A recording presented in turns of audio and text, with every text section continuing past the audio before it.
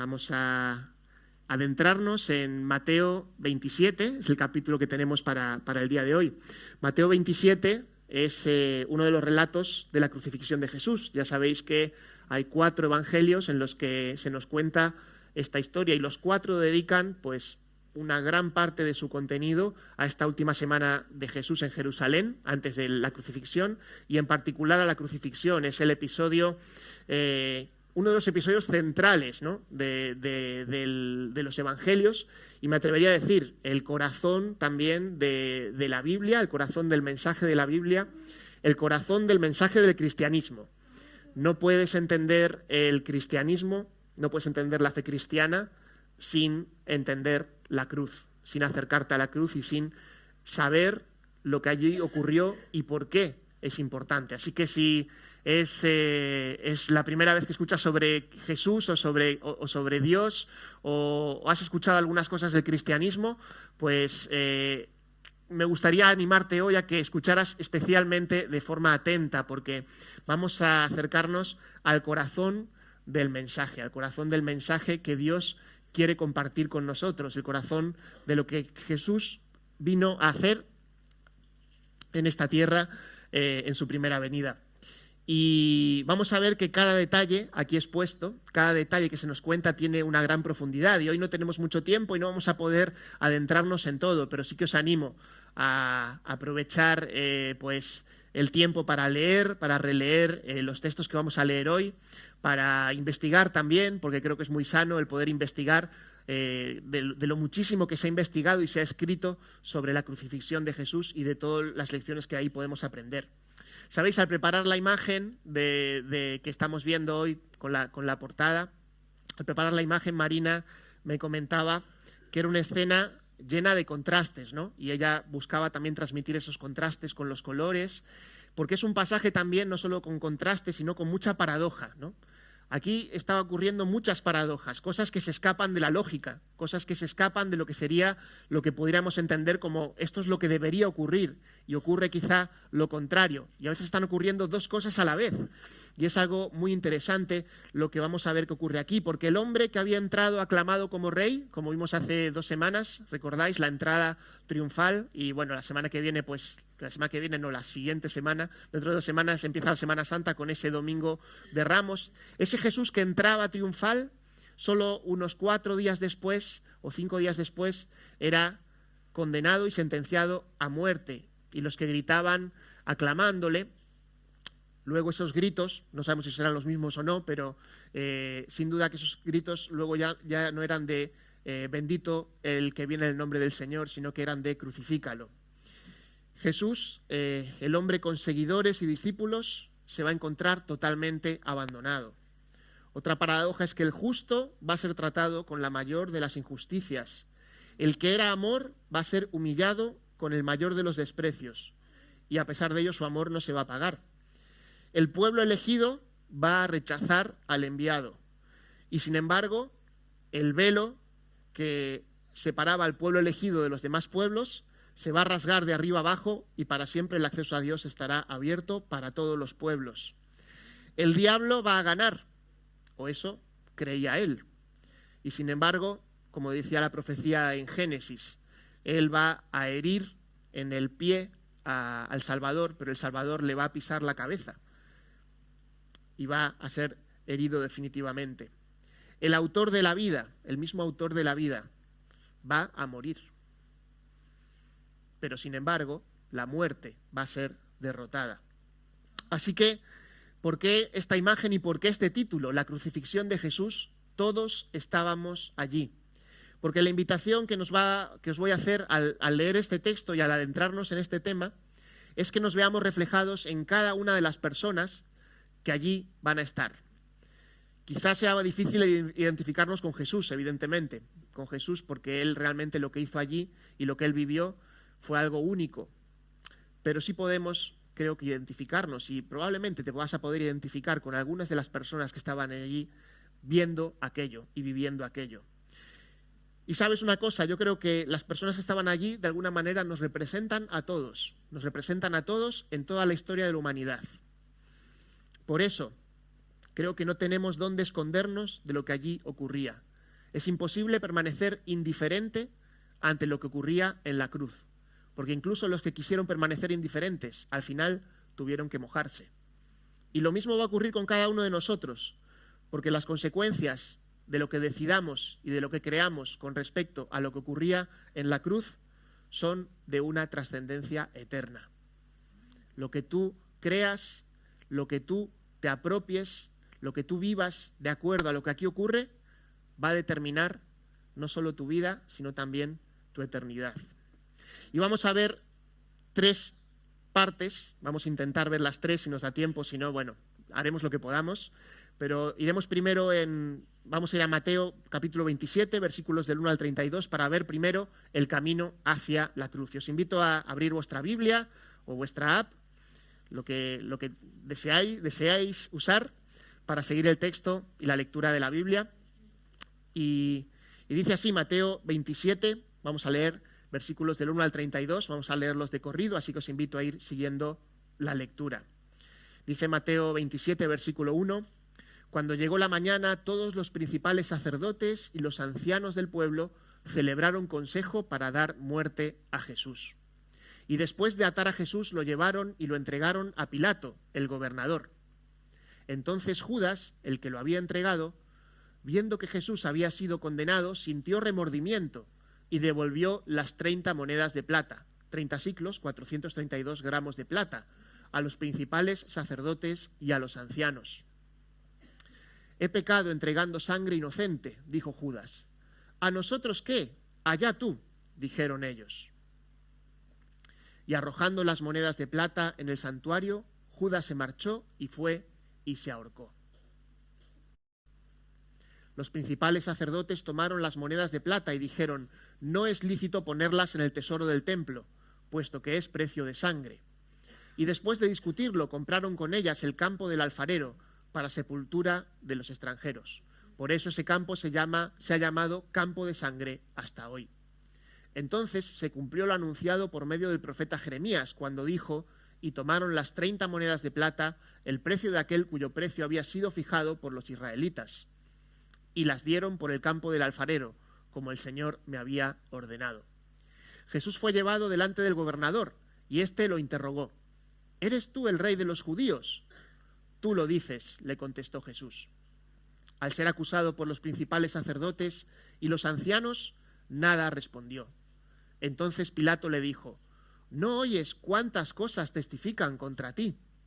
Jesús no le respondió ni a una sola pregunta, por lo que el gobernador estaba muy asombrado. Ahora bien, en cada fiesta el gobernador acostumbraba a soltar un preso al pueblo, el que ellos quisieran. Tenían entonces un preso famoso llamado Barrabás, por lo cual, cuando ellos se reunieron, Pilato les dijo, ¿a quién queréis que le suelte?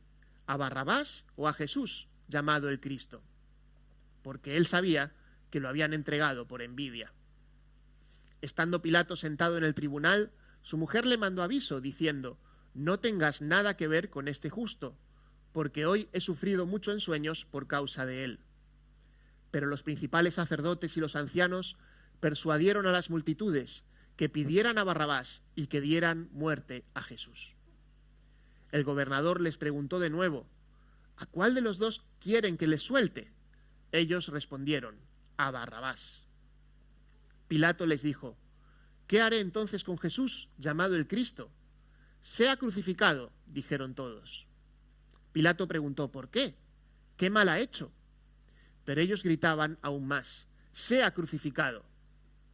Viendo Pilato que no conseguía nada, sino que más bien se estaba formando un tumulto, tomó agua y se lavó las manos delante de la multitud, diciendo, soy inocente de la sangre de este justo, allá ustedes. Todo el pueblo contestó, caiga su sangre sobre nosotros y sobre nuestros hijos. Entonces les soltó a Barrabás, y después de hacer azotar a Jesús, lo entregó para que fuera crucificado. Entonces los soldados del gobernador llevaron a Jesús al pretorio y reunieron alrededor de él a toda la tropa romana. Después de quitarle la ropa, le pusieron encima un manto escarlata y tejiendo una corona de espinas, la pusieron sobre su cabeza y una caña en su mano derecha, y arrodillándose delante de él, le hacían burla, diciendo, «Salve, Rey de los judíos». Le escupían y tomaban la caña y lo golpeaban en la cabeza. Después de haberse burlado de él, le quitaron el manto, le pusieron sus ropas y lo llevaron para ser crucificado. Y cuando salían, hallaron a un hombre de Cirene llamado Simón, al cual obligaron a que llevara su cruz. Bueno, es un relato tremendo, ¿no? Y realmente casi nos quedamos sin aliento pensando en todo lo que estaba allí ocurriendo en ese momento.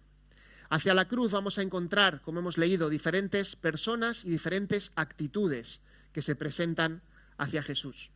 Y vamos a destacar algunas de ellos. Vamos a ver a los sacerdotes y a los ancianos que están haciendo un consejo contra Jesús. Y más adelante hablaremos un poquito más de ellos.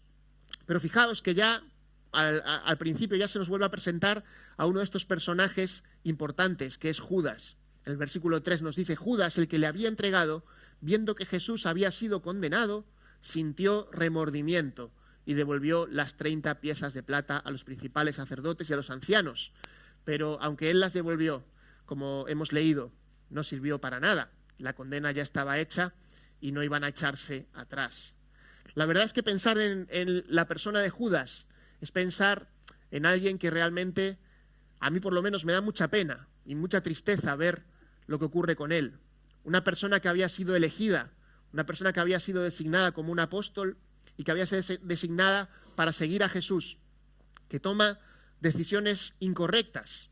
Es verdad que también la Biblia nos dice que eran decisiones que iban a ser tomadas, que el Señor sabía que eso iba a ocurrir, pero él podría haber optado por hacer otra cosa. Él podría haber seguido a Jesús, pero él decidió distinto. Incluso nos dice el texto que todos los discípulos se dispersaron. Los discípulos, al llegar el momento de presión, abandonaron a Jesús. Pero Judas no solo le abandonó, Judas le traicionó. Y nos dice el texto que fue por 30 piezas de plata. 30 piezas de plata, que era el precio que se pagaba por un esclavo. Era un precio, además, que tenía un valor simbólico en cuanto a la profecía, como hemos leído en la profecía de Zacarías, que se nos cita en el versículo 9.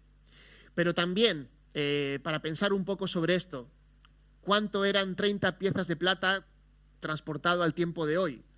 Pues ahí hay diferentes expertos que nos hablan sobre ello. ¿Cuánto podía ser? ¿Cuánto creéis que era, más o menos? O ya lo sabéis, a lo mejor. Pues algunos piensan que era el salario de aproximadamente entre 3 o 4 meses, que sería, pues no sé, pensemos hoy en día, pues quizás 6.000 euros en total. Algo así podría ser. Es decir, no era tampoco una cantidad tan grande, sí era una cantidad significativa, pero realmente el dinero no fue lo único que movió a Judas. Fue realmente una rebeldía que nos hace pensar en una traición que se hace desde el corazón, un corazón que no llegó realmente a conocer a Jesús. Ahora yo me pregunto y te pregunto, ¿cuánto vale Jesús para ti? ¿Estarías dispuesto a traicionarlo por una suma de dinero? ¿O ante la presión llegarías a abandonarlo?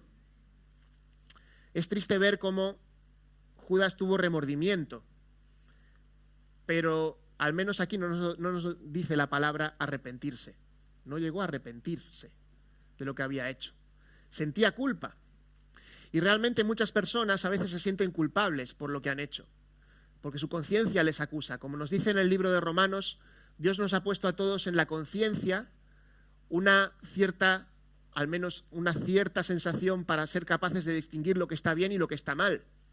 Y muchas veces las personas tienen la conciencia muy apagada, pero la conciencia sigue ahí y Dios nos la ha puesto para darnos cuenta cuando hemos hecho las cosas mal. El problema es que muchas veces creemos que las cosas se pueden resolver simplemente pues yendo hacia atrás, dando marcha atrás de lo que se ha hecho mal. Y esto ya era imposible. Judas quizá aquí intentó salvar a Jesús, pero él no entendió en ningún momento que ese no era el plan. Ni siquiera ese era el plan de Jesús. No era ser salvo de la muerte.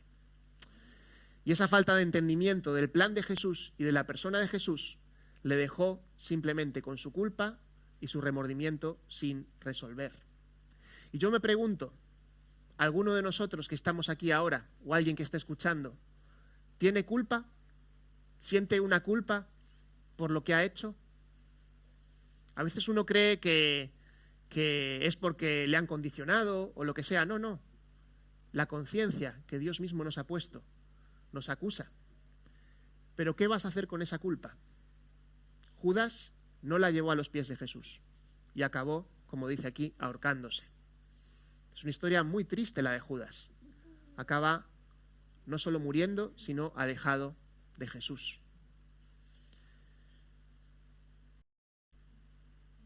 Espero que no nos veamos reflejados en Judas. Espero que cualquiera de nosotros, si tenemos culpa, seamos como Pedro, que él tenía culpa, pero se arrepintió, fue a los pies de Jesús y Jesús le restauró. Ahora tenemos más personajes, tenemos a Pilato, y Pilato es uno de los personajes que a mí me gusta mucho.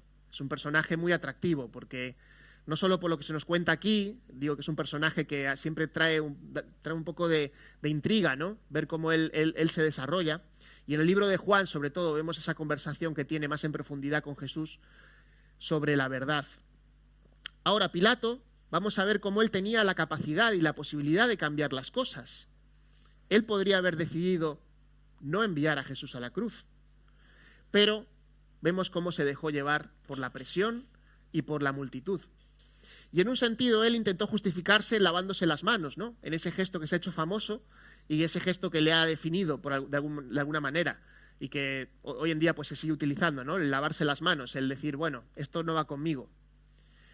Pero realmente no hay duda de que Pilato sí tenía responsabilidad y él básicamente podría haber salvado a Jesús de la muerte, o él podría haber decidido de otra manera.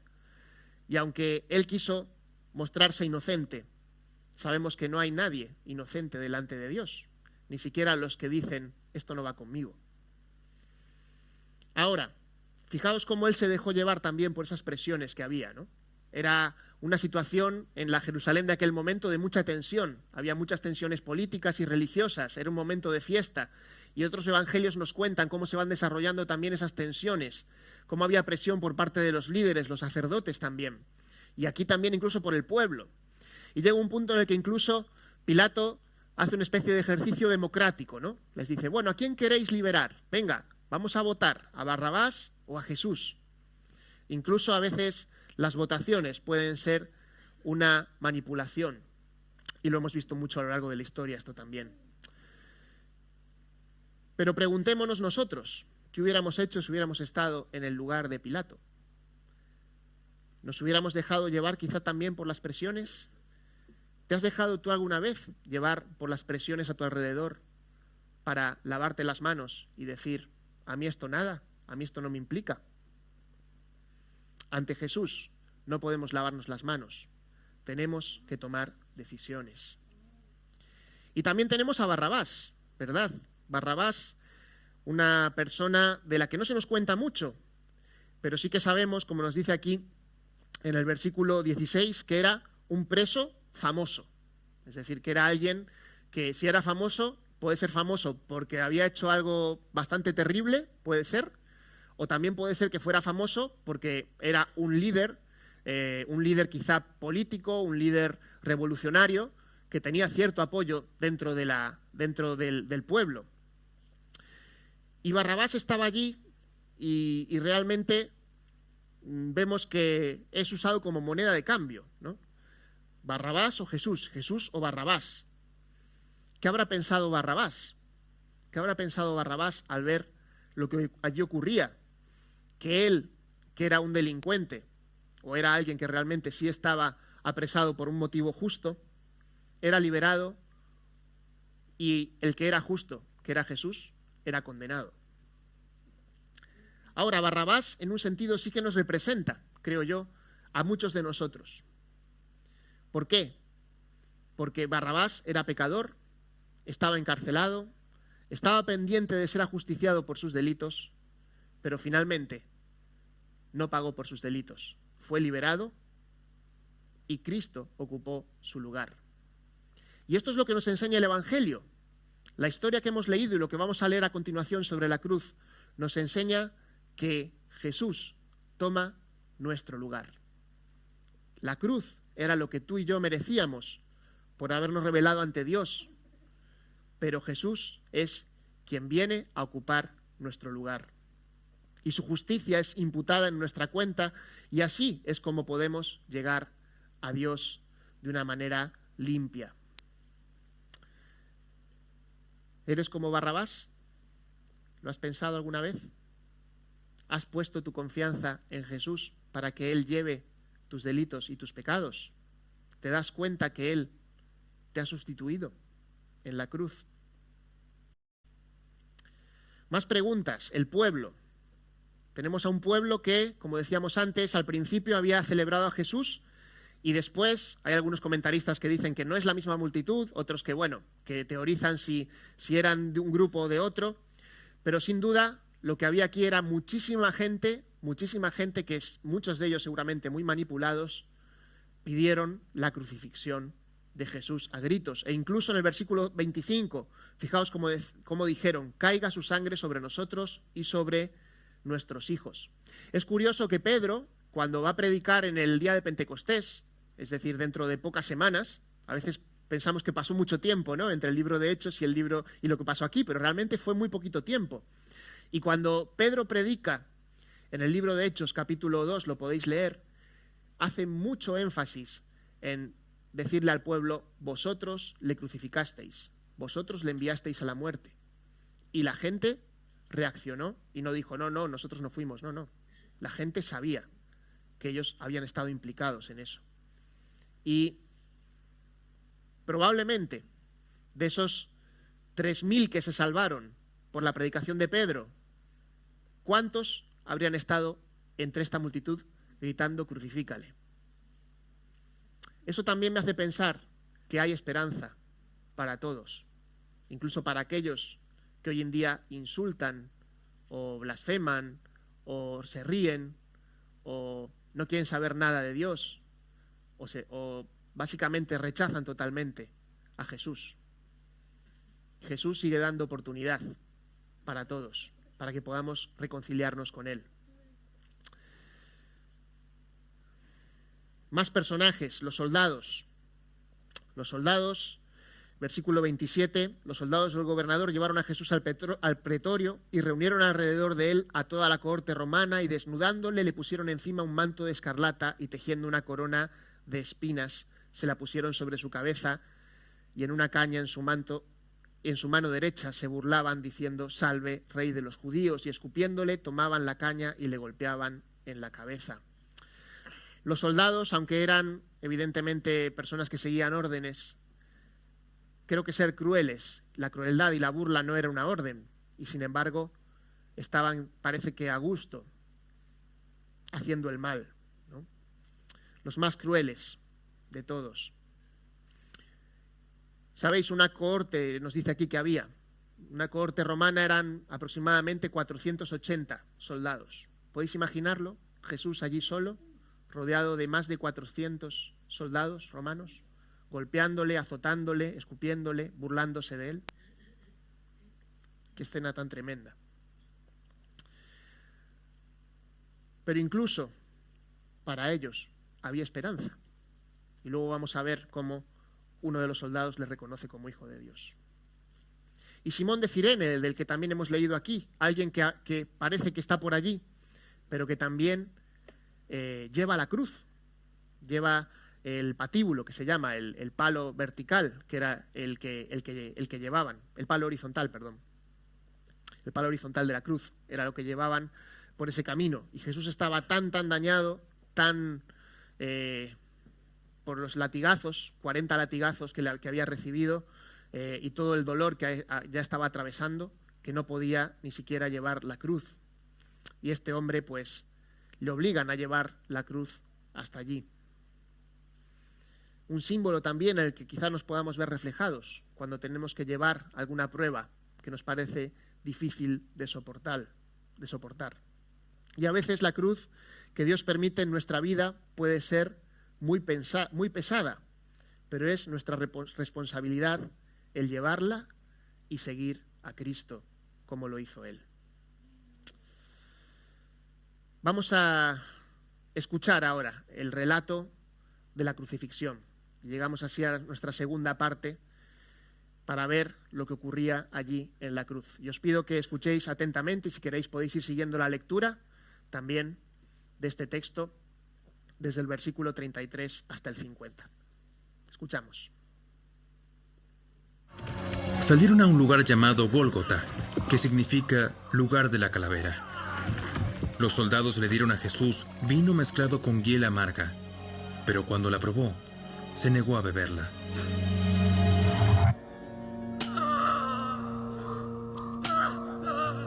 Después de clavarlo en la cruz, los soldados sortearon su ropa tirando los dados.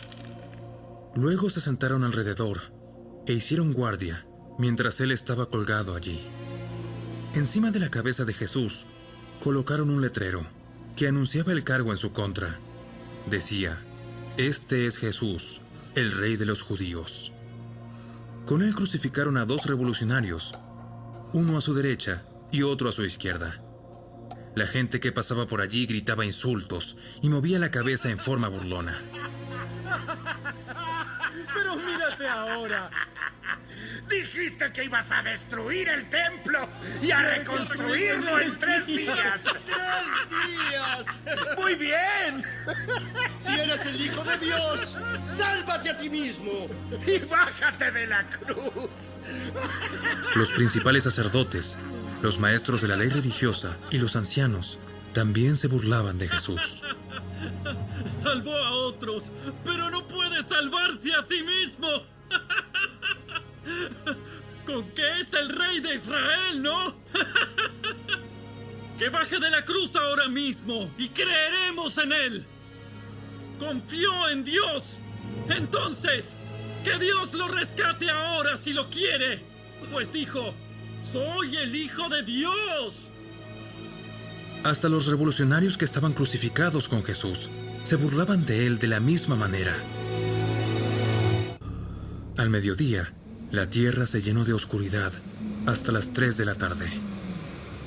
A eso de las 3 de la tarde, Jesús clamó en voz fuerte: Eli,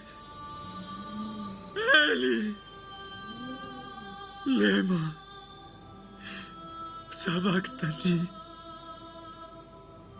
¿Qué significa: Dios mío, ¿por qué me has abandonado? Algunos que pasaban por allí entendieron mal y pensaron que estaba llamando al profeta Elías. Uno de ellos corrió y empapó una esponja en vino agrio, la puso sobre una caña de junco y la levantó para que pudiera beber. Pero los demás dijeron: Espera, a ver si Elías viene a salvarlo.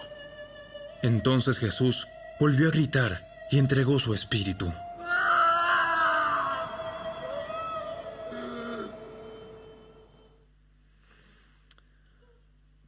La escena de la cruz, algo realmente impresionante lo que allí está ocurriendo. Como veis, las personas que estaban alrededor no eran impasibles a lo que allí ocurría.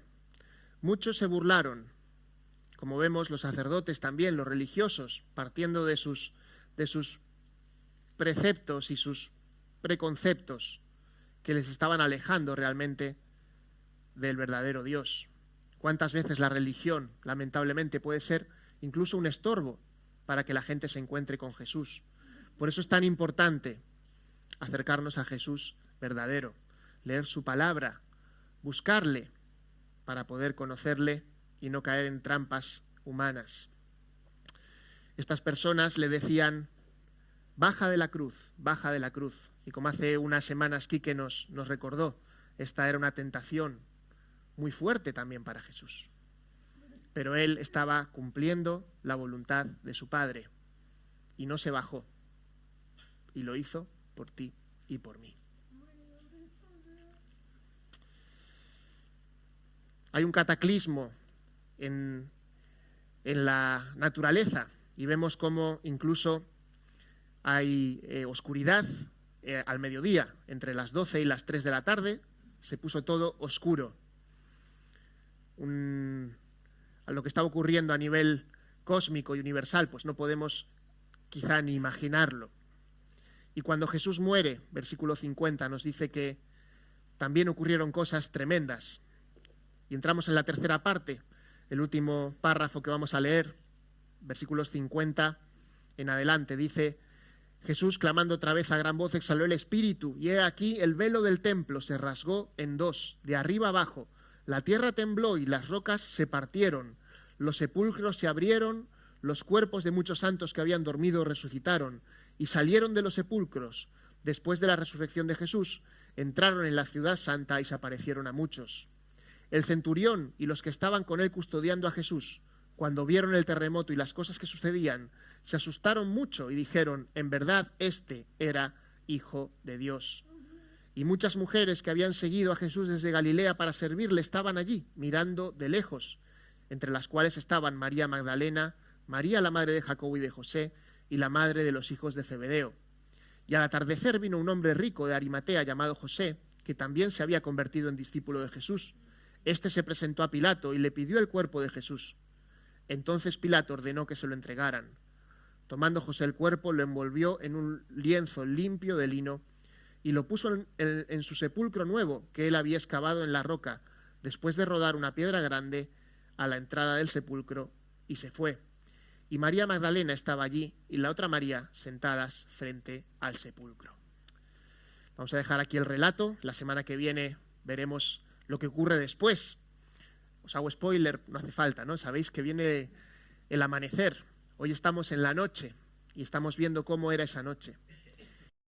Pero qué importante es ver cómo también hubo personas que al acercarse a la cruz ya inmediatamente se dieron cuenta que lo que allí había ocurrido era algo impactante e importante. El centurión reconoce que en verdad este era Hijo de Dios. Las mujeres que veían desde lejos eran discípulas, seguidoras de Jesús. José de Arimatea, un hombre que también le había seguido en secreto y había estado también reunido entre los que le condenaron a Jesús, quizá todavía con mucho miedo, porque no pudo defenderle, ni se atrevió a defenderle en ese momento. Pero aquí muestra que le amaba. La verdad es que en todas estas personas, creo que en algunos de ellos, seguro que en algún momento nos hemos visto reflejados, o nos podemos ver reflejados. Pero finalmente me gustaría que pensáramos en qué implica la cruz para ti y para mí.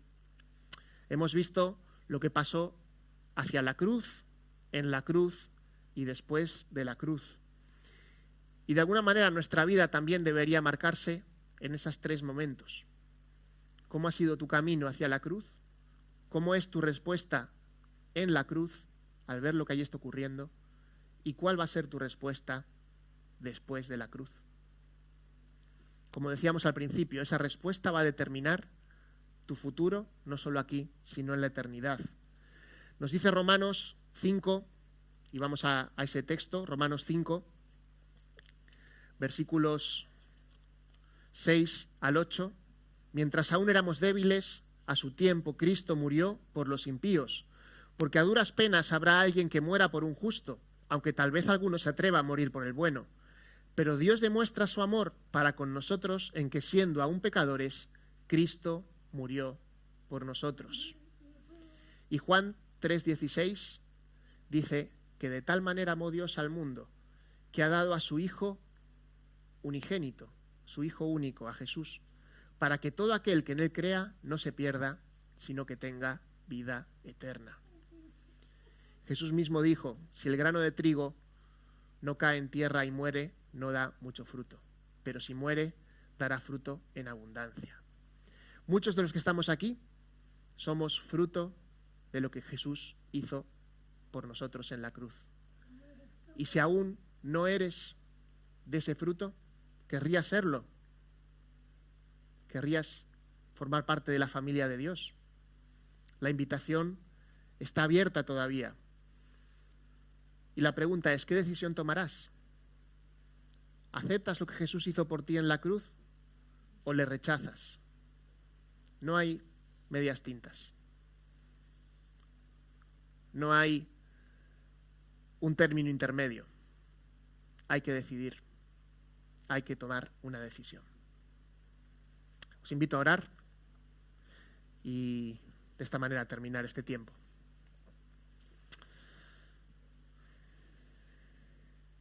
Te damos gracias, Padre, por la cruz. Te damos gracias porque Jesús entregó su vida allí por mí, por cada uno de nosotros, Señor.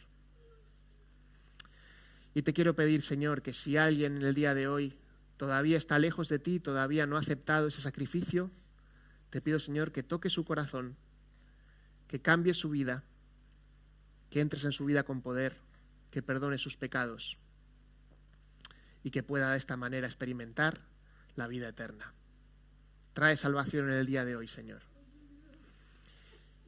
Y que tu Espíritu, Señor, se mueva entre nosotros con poder, que podamos experimentar tu gracia sobre cada uno de nosotros. Esto te pedimos en el nombre de Jesús. Amén.